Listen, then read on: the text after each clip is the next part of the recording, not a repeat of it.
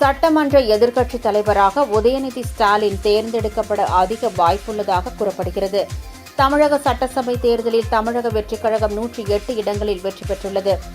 233 தொகுதிகளில் தனித்து போட்டியிட்ட தாவேக 108 இடங்களில் வெற்றி பெற்று தமிழக அரசியலில் வரலாற்று சாதனை படைத்துள்ளது. இருப்பினும் எந்த கட்சிக்கும் பெரும்பான்மை கிடைக்காததால் தமிழகத்தில் கூட்டணி ஆட்சி அமையும் சூழல் ஏற்பட்டுள்ளது.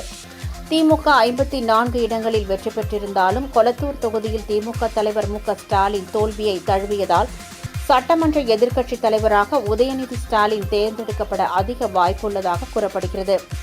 மேலும் தாவேக தலைவர் விஜயை எதிர்க்க உதயநிதி ஸ்டாலின் சரியான தேர்வாக இருப்பார் என திமுக தலைமை கருதுவதாக தகவல் வெளியாகியுள்ளது.